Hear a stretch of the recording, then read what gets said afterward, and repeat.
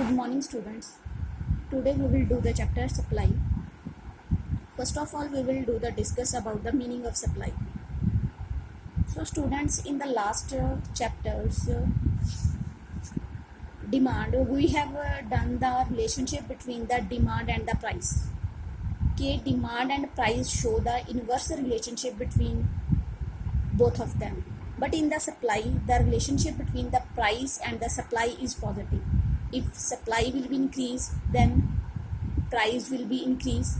If supply will be down, then price will be down. So the main thing is that it shows that direct relationship between the price and the quantity. Okay? So, but before start the chapter, there is some features of supply. First is supply is a desired quantity.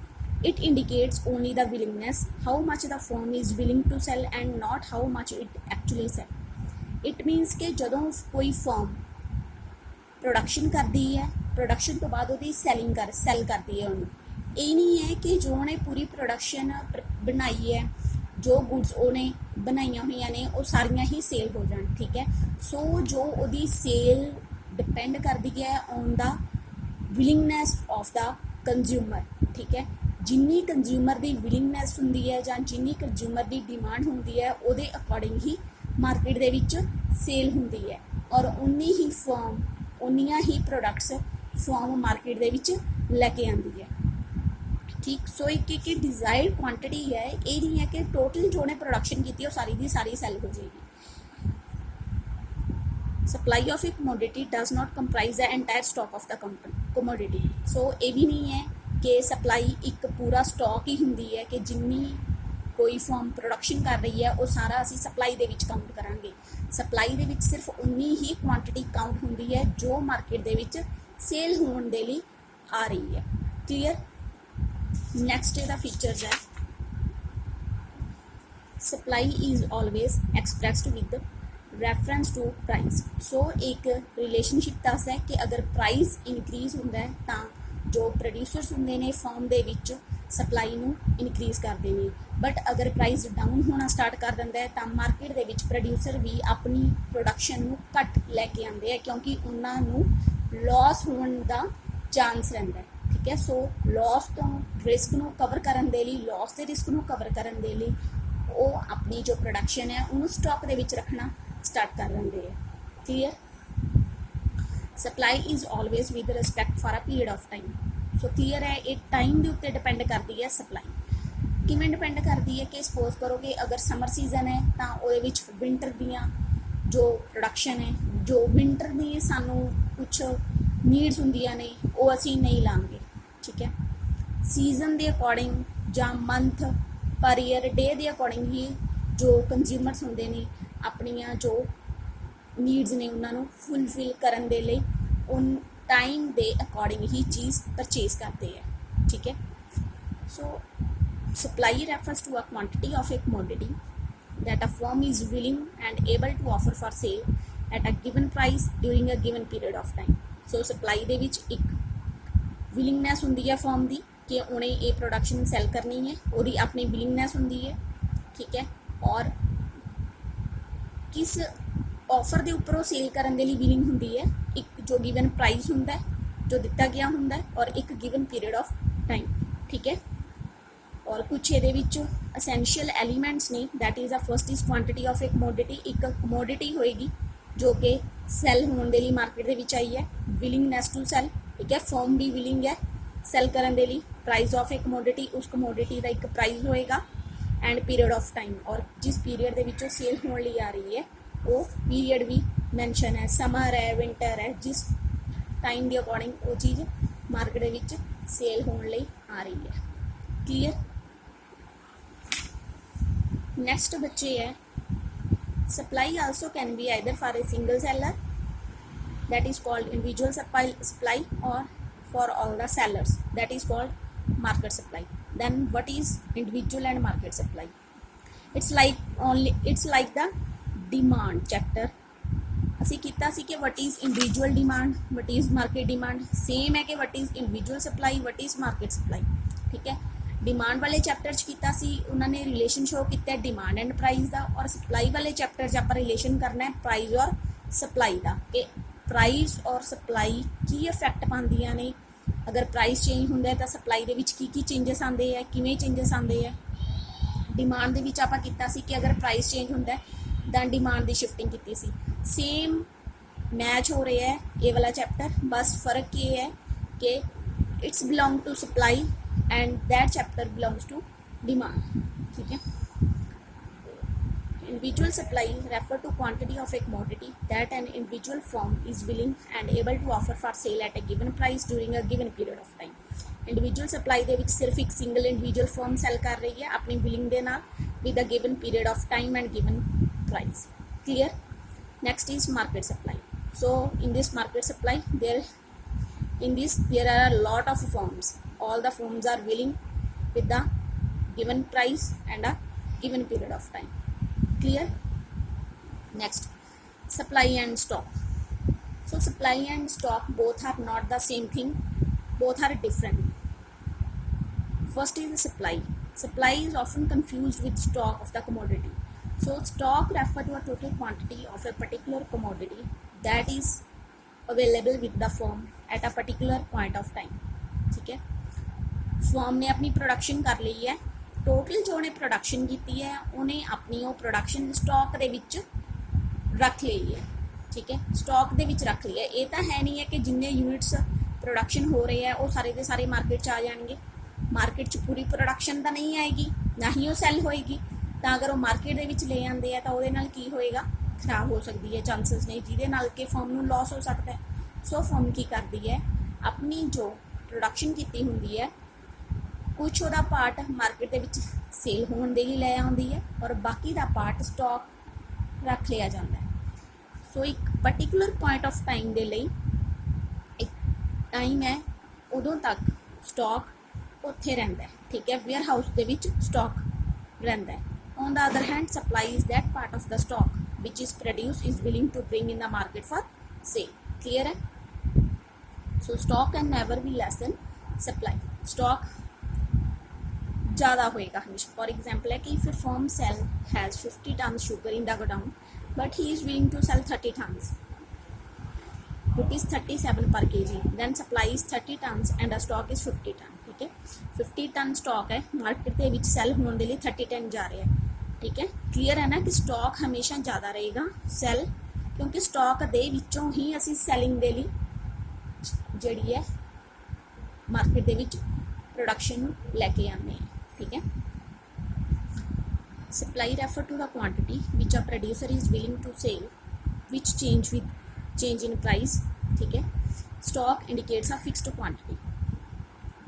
हम supply की होंगी है, supply के changes आते हैं, अगर price high होएगा या डाउन होएगा उसके अकॉर्डिंग जो प्रोड्यूसर है सप्लाई नूं हाई या डाउन करेंगे, बट स्टॉक एक फिक्सड रहिंदा है साडे एक पर्टिकुलर टाइम तक। ठीक है, supply relates to a period of time but stock relates to a particular point of time. Clear? Next is determinants of supply. So determinants is individual supply and market supply. First है price of the given commodity. Price supply नूं किमें affect करदा है कि supply किमें effect होंगी है price के नाल। सानू पता है कि ये की है एक डायरैक्ट रिलेशन शो कर रहे हैं दोनों प्राइस और सप्लाई। ठीक है, अगर प्राइस हाई होंदा है तो वो सप्लाई ऑटोमैटिक ही मार्केट के विच प्रोड्यूसर हाई कर देगी, बट अगर प्राइस डाउन जाता है तो वो जो प्रोड्यूसर ने मार्केट के विच प्राइस नूं हाई करेंगे। ठीक है, प्राइस हाई तो सप्लाई हाई, प्राइस डाउन तो सप्लाई डाउन। ठीक है, सो एक डायरैक्ट रिलेशनशिप पॉजिटिव रिलेशनशिप नूं शो करती है price of the other goods. So कुछ प्राइस जो सबस्टिट्यूट्स गुड्स होंदियां ने, कुछ कॉम्पलीमेंटरी गुड्स होंदियां ने, उन्होंने प्राइस भी सप्लाई नूं इफैक्ट करते हैं। ठीक है, सपोज करो कि अगर कोई दूसरी क्वांटिटी है जिहदे प्राइस घट गए है, ठीक है, तो जो प्रोड्यूसर सप्लाई नूं सैल कर रहे हैं वो देखेगा कि दूसरे ने अपने की ने प्राइस घट कर लेने, तो उन्होंने जो सप्लाई है वो सैल नहीं हो रही तो मार्केट के विच अपनी सप्लाई नूं घट करेगा क्योंकि उन्हां दी सैल ही नहीं हो रही है। सो उसे दूसरे प्रोडक्ट के जो प्राइजेस ने वो भी बहुत इफैक्ट करते हैं सप्लाई में। Price of the factor of production of inputs. So अगर इनपुट दे जो असी इनपुट्स यूज़ करते हैं, इनपुट्स किहड़ी हुंदी है, लैंड हुंदी है, लेबर हुंदी है, कैपिटल हुंदी है। अगर ये इनपुट्स जदों असी यूज़ करते हैं इन्हां दे अगर एक्सपेंडिचर ज़्यादा हो रहे हैं और उहदे नाल की हो रहा है, असी मार्केट दे विच सप्लाई लैके जा रहे हैं और बट असी सप्लाई तो बाद इन्ना प्रॉफिट फॉर्म अर्न नहीं कर रही जिन्ने कि इनपुट्स ते लग रही है, तो फॉर्म नूं की हो रहा है, लॉस हो रहा है, जिहदे नाल की हो सकता है कि फॉर्म बंद भी हो सकती है। ठीक है, सो इनपुट्स जो फैक्टर ऑफ प्रोडक्शन है ये भी बहुत इफैक्ट करते हैं सप्लाई में। अगर प्राइजेस इन्हां दे ज़्यादा ही हाई हो जाते हैं, लॉस हो जाता है तो फॉर्म लॉस च जाएगी। बट अगर इनपुट्स साढ़े कवर हो रहे हैं, ठीक है, और फॉर्म नूं प्रॉफिट भी हो रहा है तो फॉर्म अगे प्रोडक्शन अगे अपनी जो सप्लाई है वो कंटिन्यू रखती है। क्लीयर। State of technology. अगर टैक्नीक्स गुड क्वालिटी दी यूज़ कीतियां जांदियां ने उन्हां दे नाल की होएगा, इनपुट्स जो फैक्टर ऑफ प्रोडक्शनस है उन्हां दे उपर जो एक्सपेंडिचर ने वो घट होणगे, जिहदे नाल फॉर्म दे एक्सपेंडिचर घट होणगे, सप्लाई ज़्यादा बैटर क्वालिटी दी होएगी, जिहदे नाल सेल ज़्यादा होएगी और सेल ज़्यादा होने नाल फॉर्म नूं प्रॉफिट होणगे। ठीक है। गवर्नमेंट पॉलिसी दे विच की है कि अगर टैक्सेस या सबसिडीज गवर्नमेंट ने हाई रेट दियां करतीआं, हाई रेट दे नाल की हुंदा है कि फॉर्म नूं इन्ने प्रॉफिट्स नहीं हो रहे। ठीक है, और उन्हां दे जो हाई रेट ऑफ टैक्सेस करके उन्हां दी जो सप्लाई है वो रिड्यूस हो सकती है क्योंकि फॉर्म नूं अगर कोई कंसैशन नहीं दिता जाएगा, फॉर्म अपनी प्रॉफिटेबल कंडीशन दे विच नहीं होएगी तो फॉर्म सप्लाई नूं इंक्रीज नहीं कर पाएगी। Clear. Goal and objectives of the firm. So अगर फॉर्म ने अपने कोई गोल्स नूं फिक्स किया हुआ है, ठीक है, वो गोल्स अगर वो फुलफिल हो रहे हैं, प्रॉफिट दे विच जा रही है तो उहदे नाल सप्लाई इफैक्ट होंदी है, सप्लाई इंक्रीज होएगी क्योंकि फॉर्म अपने गोल्स फुलफिल कर रही है। बट अगर फॉर्म अपने गोल्स फुलफिल नहीं कर रही, उन्होंने लॉस हो रहे हैं, वो अपनी बैटर कंडीशन से विच नहीं है फॉर्म, तो ऑबवियस है कि जो साडी सप्लाई है वो की होएगी, डिक्रीज होएगी। सो कुछ ये फैक्टर्स ने, ये कुछ डिटरमिनेंट्स ने जिहड़े कि सप्लाई नूं इफैक्ट करते हैं कि सप्लाई कदों इंक्रीज होंदी है, कदों डिक्रीज होंदी है। ठीक है। नेक्स्ट है market determinants of market supply. First है number of firm in the market. So अगर मार्केट दे विच नंबर ऑफ फॉर्म्स ज़्यादा आ रही ने, उन्हां दी इंक्रीज हो रही ने फॉर्म, उहदे नाल की होएगा, मार्केट दे विच सप्लाई ज़्यादा हो जाएगी।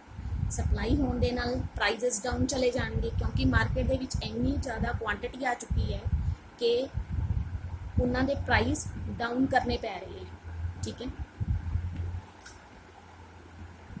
क्योंकि हाई अगर प्राइस होंगे तो कंज्यूमर उन्होंने परचेज नहीं करेंगे। कंज्यूमर की किहड़ी चीज़ नूं परचेज करेंगे, जिन्हां दे प्राइजेस डाउन होणगे। सो प्राइजेस डाउन होने दे नाल फॉर्म नूं लॉस होणगे, लॉस होने दे नाल की होंगे, उन्हां दी प्रॉफिटेबल कंडीशन है जिहड़ी कंप्लीट नहीं होंदी हैगी और उन्हां नूं मार्केट दे विचों लीव करना पैंदा है। ठीक है, उन्हां नूं वो लॉस अगर बीयर नहीं कर पाते तो मार्केट फॉर्म अपनी कंडीशनस फुलफिल नहीं कर पाती तो वो इत्थों लैफ्ट हो जाती है। ठीक है। Future expectation regarding price. So market supply उत्थे भी इफैक्ट करती है कि अगर फ्यूचर दे विच पता है फॉर्म नूं कि प्राइजेस हाई होणगे तो वो स्टॉक पहला ही अपना अरेंज कर लैंदी है और मार्केट दे विच जदों फ्यूचर दे विच उन्हां नूं पता है कि हाई होणगे रेट तो उस टाइम वो ज़्यादा सेल करती है। ठीक है। मीनस ऑफ ट्रांसपोर्टेशन एंड कम्यूनिकेशन। अगर ट्रांसपोर्टेशन और कम्यूनिकेशन बैटर ने अच्छियां जा रही ने तो उहदे नाल सप्लाई मार्केट दी इनक्रीज होंदी है। क्लीयर है। सो ये डिटरमिनेंट्स ने जिहड़े कि मार्केट सप्लाई नूं अफैक्ट करते हैं। Clear. Next point is supply function. बच्चे सप्लाई फंक्शनस की है, ये सिंपल है कि सप्लाई फंक्शनस उदों हुंदा है, एक रिलेशन शो करता है supply they which and supply जो असी फैक्टर यूज़ कर रहे हैं। ठीक है, commodity they which supply functions shows a functional relationship between the quantity supply for a particular commodity and the factor influencing it, ठीक है। और मार्केट सप्लाई फंक्शंस भी की है कि it refer to the functional relationship between the market supply and factor affect the market supply of commodity. ਅਸੀਂ factor ਕੀਤੇ ਆ ਹੁਣ ਕਿ ਕਿਹੜੇ ਅਫੈਕਟ ਕਰਦੇ ਆ ਸਪਲਾਈ ਨੂੰ, ਠੀਕ ਹੈ। ਉਹ ਸੇਮ ਇਹਦੇ ਵਿੱਚ ਹੀ ਸ਼ੋ ਕੀਤੇ ਗਏ ਆ। ਇੰਡੀਵਿਜੂਅਲ ਦੇ ਵਿੱਚ ਕੀ ਇਫੈਕਟ ਕਰ ਰਿਹਾ ਸੀ, price of the commodity, technology, goals of the firm, ठीक है, price of the given quantity, price of factor of production, taxation policy, and these are we have done in the determinants of individual supply, ठीक है, and these are the factors of market supply that we have done in the market supply। clear है, same ही है कि किहड़े की effect ने की factors ने ਜਿਹੜੇ ਕਿ ਇਫੈਕਟ ਕਰਦੇ ਆ ਸਪਲਾਈ ਨੂੰ। ਸੋ ਇਹ ਦੋਨੋਂ ਅਸੀਂ ਕਿਹਦੇ ਵਿੱਚ ਕਰ ਚੁੱਕੇ ਹਾਂ, ਡਿਟਰਮੀਨੈਂਟਸ। ਇਹ ਡਿਟਰਮੀਨੈਂਟਸ ਹੀ ਨੇ ਜਿਹੜੇ ਕਿ ਸਪਲਾਈ ਫੰਕਸ਼ਨਸ ਦੇ ਵਿੱਚ ਸਾਨੂੰ ਸ਼ੋ ਹੋ ਰਹੇ ਹੈ। ਨੈਕਸਟ ਹੈ supply schedule and it's very important question. ਬੱਚੇ supply schedule is a tabular statement showing various quantity of a commodity being supplied at various level of price during a given period of time। Supply schedule ਦੇ ਵਿੱਚ ਅਸੀਂ ਸਿਰਫ ਇੱਕ ਟੈਬੂਲਰ farm ਦੇਖਣੀ ਹੈ supply ਦੀ quantity ਦੀ, ਠੀਕ ਹੈ, ਜਿਹਦੇ ਵਿੱਚ ਸਾਨੂੰ ਦੱਸਿਆ ਜਾਂਦਾ ਹੈ ਕਿ ਸਪਲਾਈ ਕੀ ਇਫੈਕਟ ਕਰਦੀ ਹੈ, ਕੀ ਕੁਆਂਟਿਟੀ ਦੇ ਉੱਤੇ ਇਫੈਕਟ ਪੈਂਦਾ ਜਦੋਂ ਅਸੀਂ ਪ੍ਰਾਈਸ ਦੇਖ ਰਹੇ ਹਾਂ, ਠੀਕ ਹੈ। ਇੰਡੀਵਿਜੂਅਲ ਸਪਲਾਈ ਸ਼ੈਡਿਊਲ ਹੁੰਦਾ ਹੈ ਔਰ ਮਾਰਕੀਟ ਸਪਲਾਈ ਸ਼ੈਡਿਊਲ ਹੁੰਦਾ ਹੈ। ਇੰਡੀਵਿਜੂਅਲ ਸਪਲਾਈ ਸ਼ੈਡਿਊਲ ਬੱਚੇ ਦੇਖੋ ਪ੍ਰਾਈਸ ਸ਼ੋ ਹੋ ਰਹੇ ਹੈ 1 to 5 ਔਰ ਇਹਦੇ ਵਿੱਚ ਸਿਰਫ ਇੱਕ 1 ਇੰਡੀਵਿਜੂਅਲ ਫਾਰਮ ਦੀ ਸਪਲਾਈ ਸ਼ੋ ਹੋ ਰਹੀ ਹੈ ਕਿ ਉਹਨੇ ਫਸਟ ਪ੍ਰਾਈਸ ਸੀ ਤਾਂ ਉਹਨੇ 5 ਕੁਆਂਟਿਟੀ ਸੈਲ ਕੀਤੀਆਂ ਨੇ ਮਾਰਕੀਟ ਦੇ ਵਿੱਚ। ਜਦੋਂ ਉਹਦੀ ਸਪਲਾਈ ਪ੍ਰਾਈਸ ਇਨਕਰੀਜ਼ ਹੁੰਦਾ ਜਾਂਦਾ ਤਾਂ ਉਹਨੇ ਆਪਣੀ ਕੁਆਂਟਿਟੀ ਵੀ ਨਹੀਂ ਇਨਕਰੀਜ਼ ਕਰਨੀ ਸਟਾਰਟ ਕਰ ਦਿੱਤੀ। ਕਿਉਂ ਕਰ ਦਿੱਤੀ? ਕਿਉਂਕਿ ਅਗਰ ਪ੍ਰਾਈਸ ਹਾਈ ਹੈ ਸਪਲਾਈ ਹਾਈ ਹੋਏਗੀ, ਸਪਲਾਈ ਹਾਈ ਹੋਏਗੀ ਸੈਲ ਹੋਏਗੀ ਤਾਂ ਫਰਮ ਨੂੰ ਕੀ ਹੋਏਗਾ, ਪ੍ਰੋਫਿਟ। ਸੇਮ ਹੀ ਮਾਰਕੀਟ ਸਪਲਾਈ ਸ਼ੈਡਿਊਲ ਹੈ, ਪ੍ਰਾਈਸ ਫਿਕਸ ਹੈ।